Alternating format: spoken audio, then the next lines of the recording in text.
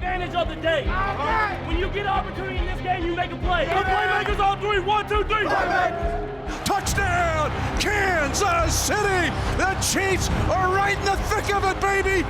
Welcome to another edition of Defending the Kingdom. It's Raiders Week. That's all you need to know. Mitch Holthus with you, voice of the Chiefs, along with Chiefs reporter Matt McMullen, and the man we call the shop, the barbershop, the Spider-Man, the 10-year NFL veteran, leader in our community, leader in the Chiefs Kingdom, Sean Barber. Okay, it's Raiders Week. We want to do three things in this podcast.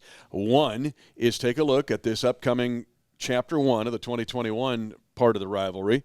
Two, look at some big games in our memory between these two teams, and then look at a couple games that we want to forget, but we have to remember. That doesn't make any sense. But it's not a rivalry if there's not some pain. You understand that? If it's a real rivalry, there's ecstasy and there's pain. But I will say this. We are brought to you by the great folks at 360 Vodka, the official vodka of the Kansas City Chiefs and Chiefs Kingdom, and the hometown vodka. That's 360 Vodka. And before we get in, I've heard some from folks in the Chiefs Kingdom, really interesting folks here. Give me yours first, because I got one from Sydney, Australia. Yeah, so where are people listening to Defending the Kingdom? We add a new country or two like every single week. It seems like it's amazing. So this week we have a listener in Kuwait. He's been a Chiefs fan since 1992, so reaching the Middle East, and also a listener in Romania. So we have Eastern Europe. Then several across the country. So we have Riley in Maine, Dylan in Jacksonville, Jermaine in Buffalo, and Nathaniel in Richmond, Virginia. He's a Richmond Spider, a grad. That's what I'm talking about. The Spiders, man, caught up in the web. You are, baby. James Rosenberg. He listens to Defending the Kingdom and watches from time to time from Sydney, Australia. And here's another really interesting one, because we're wearing our Salute to Service caps, right? The next 2 weeks, we're going to be emphasizing, of course, the Salute to Service in the Chiefs Kingdom, and some of the most important military installations in the world are right here. They are right here within 2 hours of GEHA Field at Arrowhead Stadium.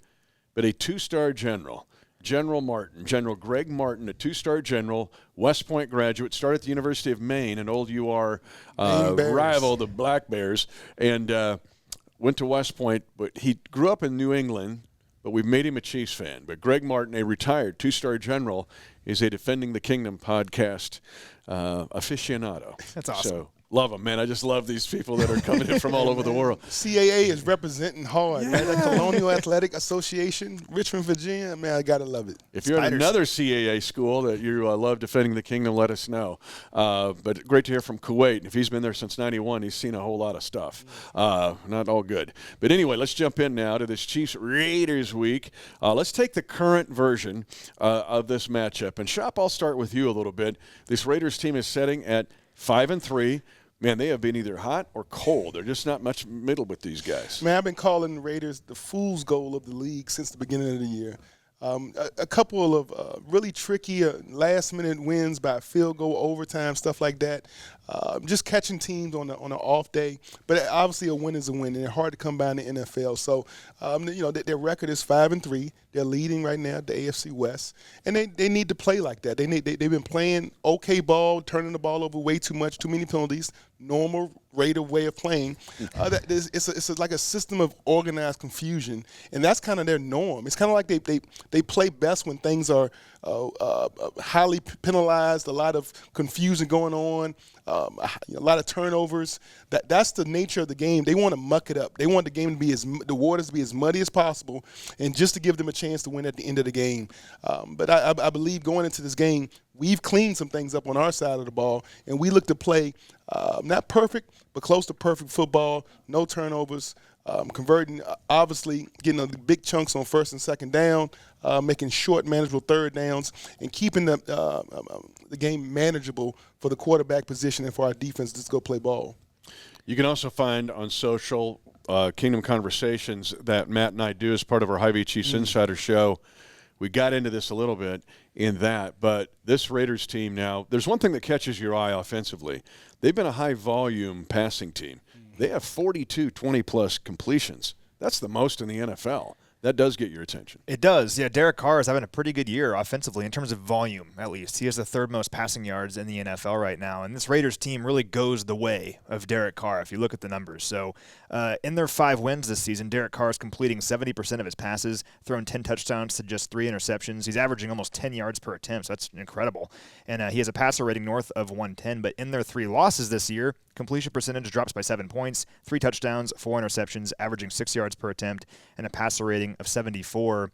That might seem obvious, but at times you see quarterbacks have good games and losses, right? It's other reasons why they lost. Derek Carr this year, if he plays well, the Raiders tend to win, and if he does not play well, they do not win. And passer rating is by no means a perfect stat. It's actually a very flawed stat in many ways, but it kind of works in this case because when his passer rating is 89.5 or higher this season, they're undefeated. But when it's lower than that, they've lost all 3 games. So the key in this game is getting after Derek Carr. Don't let him get comfortable early on. It's funny because early on, through much of Derek Carr's career, he always really struggled against the Chiefs. Last year, he played 2 really solid games. So hopefully it's more of the former in this one where Derek Carr is not playing very well.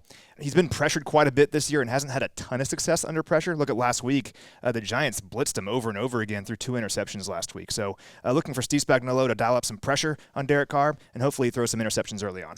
Yeah, if you play fantasy football in Kuwait or Sydney, Australia, or you're a retired 2-star general, don't play it with passer rating or just passing yards. Do it for realistic here. You got to do touchdowns, interceptions, red zone. They're 27th in the red zone. That's the other thing that kind of gives you the honk the horn on these guys. But he does have 5 300-yard passing games. Now, I'm going to sound like I'm going to contradict myself. To your point, he's 5-0 when he throws for 300 yards. But, Shop, here's where I'm going to pivot in this discussion.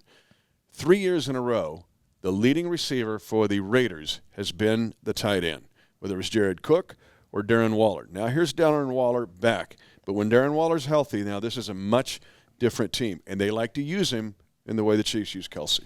Definitely, it's like a comforting. He's like a security blanket for the quarterback. It's hard to blitz from that position. It's hard to match up man on man. So what you saw in that Giants game is what the Giants did was, they brought pressure, but they still had some spies. They had enough people playing kind of a zone technique behind it, and I think that kind of confused Derek Carr because he almost assumes every time he feels pressure, it's man. And he's going to throw a cross or he's going to throw a route that's running away from man. And sometimes the Giants, I think, caught him, kind of a little bit behind the 8 ball, and he threw it into coverage. Easy picks were given up that game. And I think it's just showing him one thing and then doing something else, bringing pressure from one side and then dropping back in the zone, or showing pressure and dropping everybody back. Anything like that, it seems to throw him off his game. Now, if you're going to go straight man, straight blitz, they got vertical presence, right? They just signed Deshaun Jackson. They got vertical presence. They got a tight end that's tough to match up with one-on-one. And then they also have Ray Braylon Edwards. He's an emerging receiver, and he's definitely kind of showcased to be an up-and-coming guy, making a lot of big plays throughout the season. Yeah, and I'm going to get to something. We're going to get Matt's thought, but the ISO Y position is what they call it, and the Chiefs love it. In fact, the Chiefs kind of brought it into the league, and that is you take the tight end. He's a single-side wide receiver. Now, he's a Y. That's what the letter you give to the tight end, but so many times the Chiefs will run 3-by-1, and that single guy is Travis Kelce. Well, guess who does it second most in the league? The Raiders, and they do it with Darren Waller. Yeah. He's a single-side ISO Y. I'm going to ask you about defending that in a second because it is problematic. But the tight end is a big part of this. The running backs, too. We talked about a little bit on Kingdom Conversations. Kenyon Drake was targeted 8 times in that Giant game, and the Giants did the same thing to Patrick Mahomes in the second half here. They confused him with that spy kind of man-zone combo. It's kind of the thing we were worried about in the Packers game, is how they get their running backs involved in the passing game. Because Kenyon Drake is athletic, one of the more athletic running backs and dynamic running backs in the NFL. And he's a great complement to Josh Jacobs, who's kind of a bowling ball kind of running back. Jacobs this year has had kind of a weird season, though. It hasn't really been a great season statistically, at least for Josh Jacobs. Josh Jacobs is averaging 3.8 yards per attempt. He's yet to top 100 yards in a game rushing, which is crazy for Josh Jacobs because you think of Jacobs as one of the better running backs in the NFL. It's coming off one of his better games of the season, though. He had 4 rushes of double-digit yardage last week against the Giants. You can't have arm tackles against Josh Jacobs. And even though Derek Carr has had a lot of success throwing the football this year with the volume of passing, I still think you want to shut down the run early. You don't want to let those short passes to Kenyon Drake get involved and make Derek Carr beat you with that volume passing game. Yes. And if he beats you with that, so be it. But we've seen a lot of Derek Carr over the years, and that's the way that you beat these guys is you force Derek Carr to throw the ball 50 times. And if the Chiefs force him to throw the ball 50 times, I like their chances. Yeah, here's the thing, and I love Josh Jacobs, Tulsa kid, right? Was under-recruited, but I think we're also seeing the influence of a lot of snaps here. Remember, he had broke 69 tackles his rookie year in 2019. Like 65% of his yards were after contact. But we see this with running backs. He's had chest, he's had leg, he's had ankle.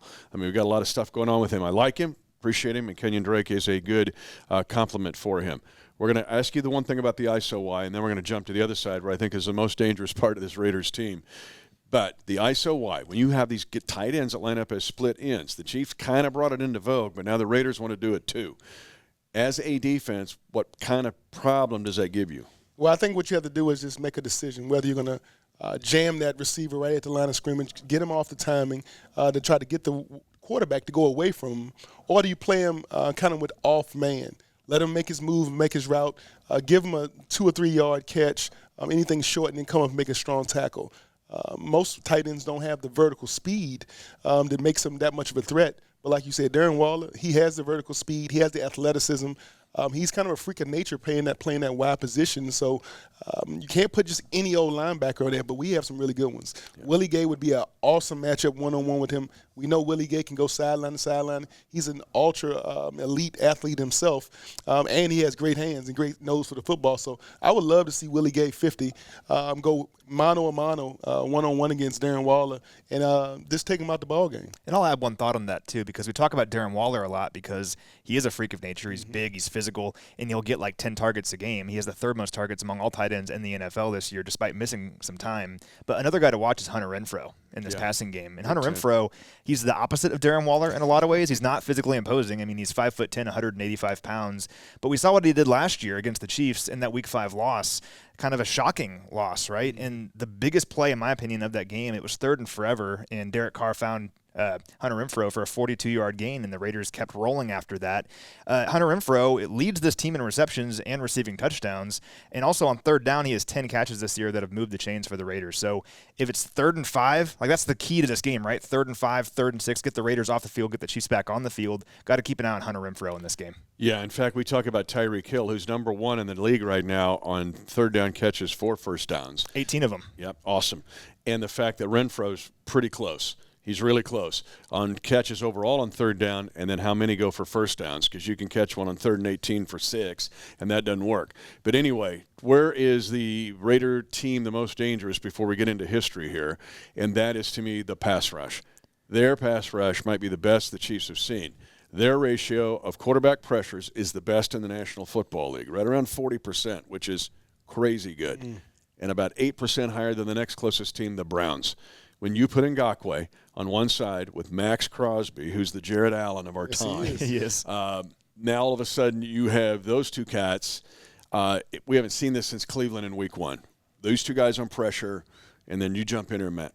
I mean, I think at the end of the day, you got to do something with your formations. Whenever you bring a tight formation, you bring the tight end, you bring running backs right on that wing position, right outside the 9 technique so they can bump them before they go out. Whenever you have Crosby and you have Ngakoue, whatever his name is, coming with that speed rush off the edge, you put a little presence right there and give them a little rib shot.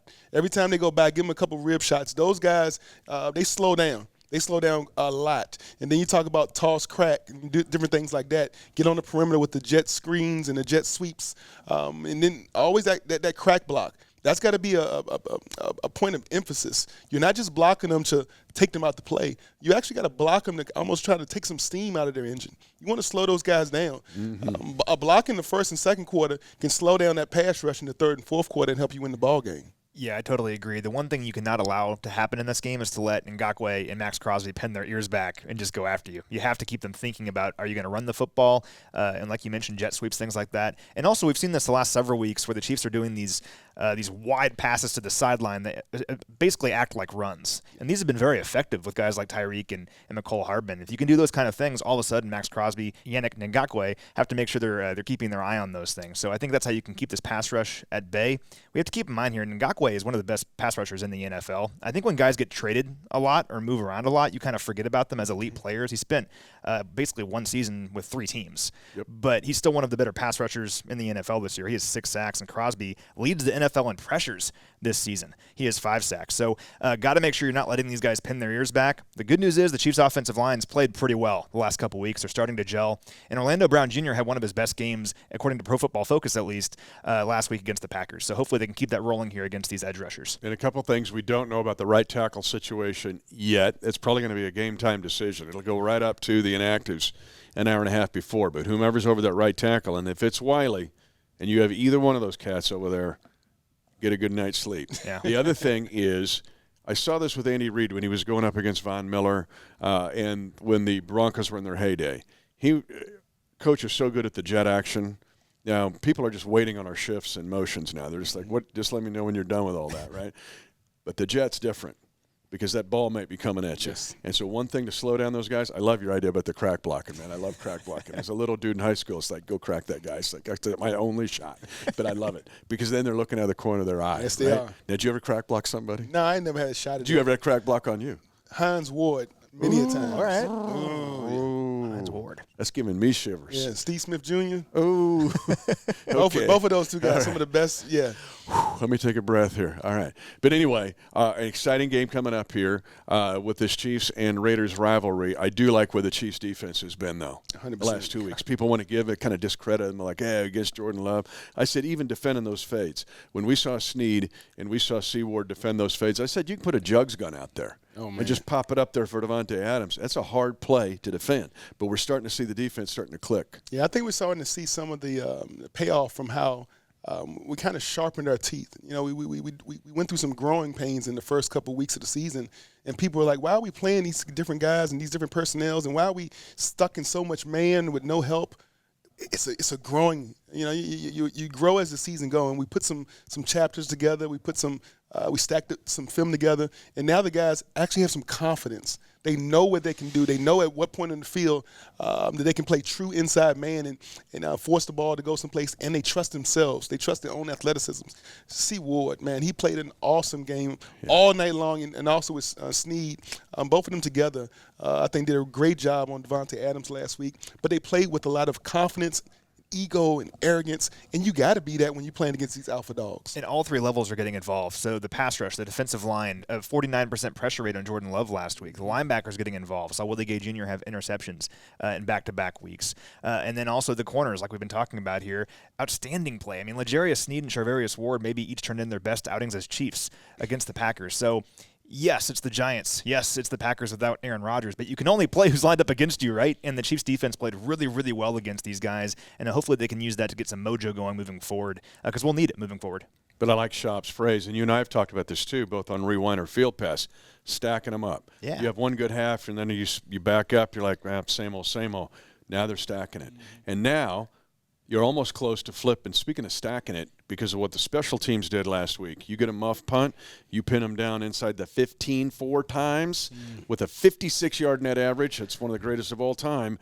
You know the offense is coming, and you flick every light, and that's when it gets good. Yeah. Well, and keep in mind here with the defense, no one wanted to give the Chiefs any credit for the defensive performance against the Giants, right? Well, the Raiders just lost to the Giants, so give the Chiefs some credit for shutting down what the Giants can do. I know they're not the best offense in the NFL, but once again, you can only play who's up against you. Any given Sunday, an offense can bring something, and the Chiefs' defense in back-to-back weeks has really brought it. Let's keep that going here against the Raiders. Hey, I don't care where you're listening or watching Defending the Kingdom. Go find 10 people and play the Giants defense and give me a call and see how that went. That group can play.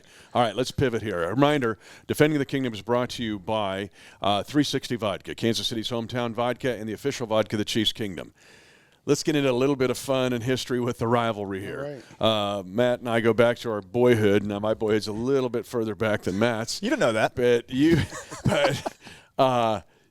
honestly, your play against Rich Gannon is probably one of the most forgotten defensive plays in this rivalry. Because when you brought it up like a couple months ago, I went back and I'm going, oh, my gosh. But you might have ended Rich's career. Man, I mean, I take no pride in that. Obviously, I'm very humble about my career, and but I did play with a little bit of a ego. I played with a little bit of nastiness. I know we call Dirty Dan is the guy now, but maybe Nasty Barber was the nickname that maybe I should have went by when I played. I mean, I didn't want to injure a person, but I definitely when I hit you, I wanted to hurt you. I want you to feel how hard I worked, how much I sacrificed to get to you. And when I took you down, I was taking you down with a purpose. And so when they, we came off with we called it a SWAT blitz. So it's the Sandman wheel coming off the edge. They checked protection. They thought they went max protect. Tight end didn't hear it.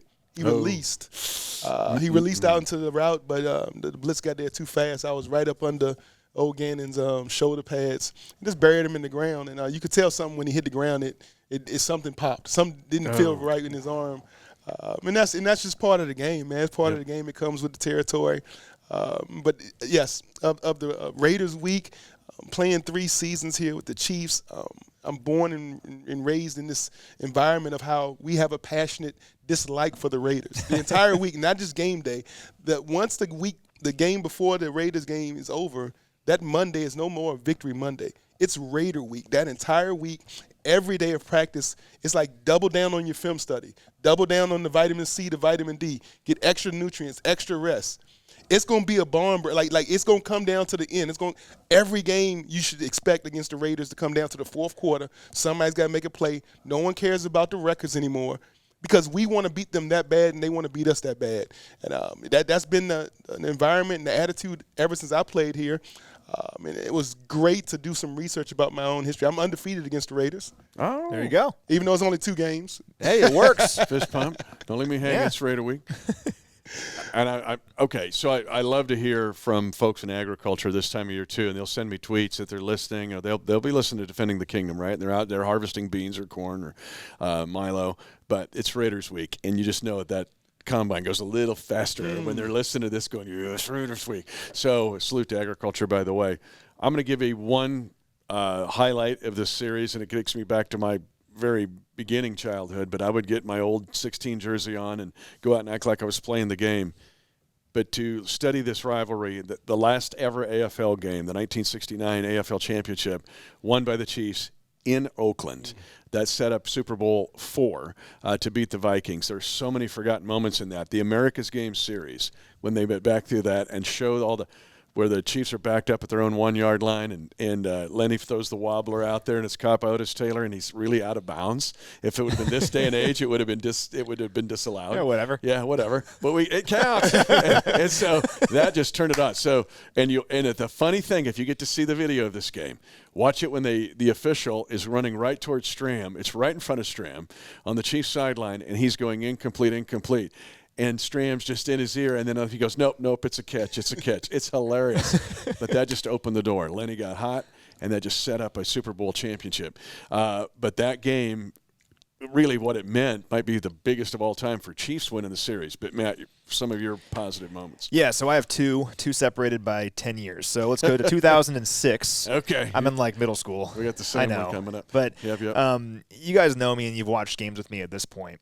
We can't yell or scream, except for you, for the most part in the press box. But I still am just a ball of anxiety and stress the entire time. And I'm just watching it just locked in, and we've had some chances to watch some games together. He's a great spotter, by the way. Great spotter. Just just sweating, quietly. Well, I've always been that way, even in 2006. I have seen the fist pump, though. Quiet, I'm just it's like this fist pump, like he's gonna blow out his forearm. Well, I also beat my chest every once in a while, which I tell too. Ellie, my wife, about that. She's like, Matt, you're gonna embarrass yourself. You can't do this or hurt yourself. I'm like, the Chiefs are winning, But anyway, 2006. It is week 11. All right. The Aaron Brooks-led Raiders are driving down the field, okay? The Chiefs are winning by 4 points. There is 30 seconds left. Randy Moss is on this Raiders team. They're moving right down the field, and I'm just I'm standing up. My hands are on my knees. I'm just huffing and puffing as, a very anxious middle schooler. And Jared Page, who I think was a rookie that year, a 7th-round pick out of UCLA, I think, picks off Aaron Brooks in the end zone. It was intended for Randy Moss. The Chiefs won the game, and I'm just like, we won. And I don't know. For me, as a kid growing up, it was those kind of games that made me a Chiefs fan because I'm like, this is so awesome. I'm so stressed out. What do I do now? But that was so much fun. 10 years later, 2016, I was an intern with the Chiefs, And this is one of my favorite sports memories, non-playoff sports memories of all time. It was Tyreek Hill's rookie season, and it was a huge game against the Raiders because the Raiders were really good that year. That was the year that Derek Carr was like getting MVP talk. Let's set it up because it's one of mine too. The Raiders were 10-2. Yeah. The Chiefs were 9-3. Jack Del Rio had to come on the road on a Thursday night. He just freaked him out, but he set it up. Yeah, the Raiders wanted to beat us so bad. And they were good. Let's give them credit. They were good. And in that game, Tyreek Hill, there was a penalty, so he got a second shot to return a punt. And when he went back there to return this punt, the crowd, naturally, there was no beckoning from the PA system to get them to do this. They just started chanting, Tyreek, Tyreek. It just spread throughout the stadium, and I got chills. I was like, oh, that's awesome. You know, he's a rookie. And then he how often do you see it where that happens and the player answers with a huge, gigantic play? And that's what happened. He returned it for a touchdown. And it was one of the coolest, just organic, awesome non-playoff sports moments I've ever seen. I get chills just thinking about it. And for me, that was when Tyreek Hill arrived. Since then, he's been the cheetah, you know, and that play for it to happen against the Raiders was just awesome. That game, too, is on my list of positives. But really, and it's interesting because I do radio hits all throughout the week, and I'm on Omaha every week on Wednesday. And they'll play the highlight, and I go, first down. I freak out on a first down because that was the first down to seal that game. What that game meant, that was the first of 5 AFC West titles in a row. Chiefs have won it every year since then. That night was also the night, and the punt return is the biggest thing, and Alex Smith still says it's one of the coolest things he's ever seen. But that also was the night that Kelsey and Hill came together as this dynamic duo as receivers. Because Tyreek also had a 36-yard post pattern for a touchdown in that game, and Tyreek became a receiver, not just a returner on that night. Yeah. And Kelsey was so effective, but it was awesome to see it. Okay. Playing now, the Chiefs are going to Las Vegas to this brand new stadium, so it's going to be different. But you got to play in the Coliseum. In fact, your hit on Gannon happened on the road. But the whole black hole Coliseum thing, we're going to miss that. Yeah, we're going to miss going to Vegas, are we not? Some Did of the black hole ever get on you? Man, I have such vivid memories about the black hole. I used to enjoy going to. Somebody asked me, "Where's your favorite place to play besides, you know, when you're on the road?" And it was always Oakland. It was always L.A. It was against the Raiders because the Raiders fan with the spiked shoulder pads, all the death and the skeletons and crossbones type war paint going on.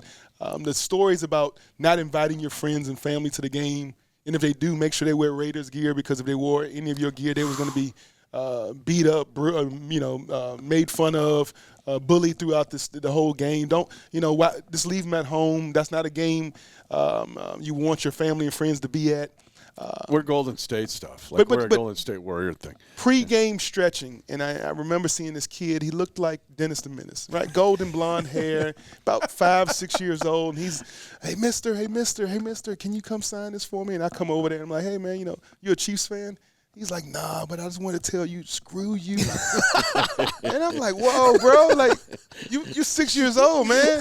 I was like, where's your mom? And she's like, I'm right here, screw you. Like, where you think he got it from? And I'm like, man, this is a whole different fan base. This is amazing. But I used to feed off that negative energy. And I think I had 2 games, about 8 tackles, 1 game, 7, so 15 combined tackles, 2 sacks.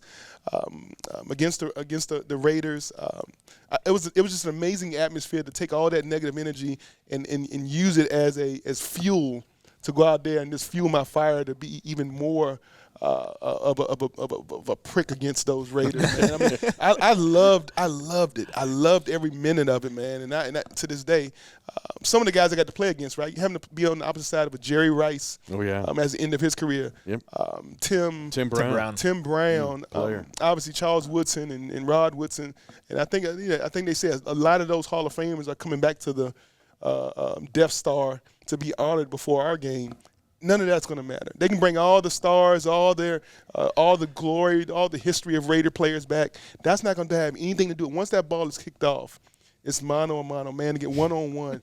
It's bad, man. It is Raider week. Can't wait. If you know and you're out there listening or watching us on Defending the Kingdom and you know where that 6-year-old Dennis the Menace kid is with the potty mouth, let us know. In the comment, yeah, we got to know where that kid is at. I got to know where that kid is at. Okay, just a thought here. Going to Vegas is going to be weird with this because I've spent so many years going to the Black Hole, and I will not miss the Coliseum, and I'm going to give you one of my more ignominious memories of that. But still, Matt, is the rivalry going to be the same in Vegas? Well, it's the same because it is the Raiders. Yeah. But it's a little bit different because it's not the Black Hole. And when you were talking about that, it reminded me of when I became aware of the Raiders. Because I don't remember when I became aware of the Lions or like the Jaguars, but I remember where I was when I became aware of the Raiders. I was at the Lake of the Ozarks with my dad. We were there for like a weekend to go like boating around or whatever, and we were watching Sunday Night Football, and it was when Randy Moss made his debut for the Raiders. And it was Chiefs Raiders. And before the game, I remember this so distinctly. I don't know how this happened or where they got this, but the Raiders fans in the Black Hole in the front row had this gigantic, like 10-foot-long plush Chiefs player. Like it was like sandbags with like Chiefs stuff painted on. And they were all in unison, all the fans slamming it up against the side of the wall. And I was like, oh my God. And then as the game went on, Randy Moss had a huge touchdown in that game, and the fans are all just going crazy, and they're showing the people in the Star Wars masks and everything, and I'm just like, I hate these people. I'm a little kid at this point. I'm just like, I can't stand these people, and that's just how it's been my entire life, and that's when I became aware of the Raiders. So the Black Hole isn't in Vegas. That's just a reality. It's a very cool stadium. I'm looking forward to seeing it, but it's there's nothing that's going to be like the Black Hole, and I regret never getting a chance to actually go there and see it. But it'll be a little bit different for sure. And while the rivalry is still, of course, amazing and great because of the history between these two franchises, it's a little bit different with the Black Hole not involved. Yeah, you may not miss the Black Hole as much as you think you will. I know, but I'll just take 2002. It's the year before you became a Chief. You're still with Andy Reid in Philadelphia, and we get walloped by him. It's 24-0, and we're playing in a monsoon. Now that stadium was under sea level. Okay. And so it's a monsoon. Like this is just rain coming sideways. Sewage was coming up from the bottom of the field. It was oozing up through the turf. Eric Hicks, you remember E. Hicks, defensive end, yells out a slang term for fecal matter that it starts with S, okay? And it's people going, hey. He goes, no. And he wipes some of it off his face. Like, I had to get like hepatitis and tetanus shots after this game. You're not going to miss the Coliseum. I'm just going to tell you. That was not one of my greatest moments of getting in a monsoon in 2002 at the Coliseum. The other one was the 1999 Y2K Bowl. We all thought the Earth was going to end. Yeah. Because everything's going to go 0-0-0, and then we're all going to die. And the Chiefs played the Raiders, had a 17-0 lead. If they win the game, they're going to win the division. And the Raiders rally, and Seabass – no, it was not Seabass. Joe Nedney kicked a game-winning field goal for a walk-off, and then that was that. But here we go. It's Raiders Week. Say it with me on three. We're all going to say it together. It's Raiders Week. And finally, as we close out this edition of Defending the Kingdom, if you run into a kid that looks like Dennis the Menace with a potty mouth, make sure you react accordingly. 10, 5, touchdown! Lock it down! And the celebration begins at Arrowhead.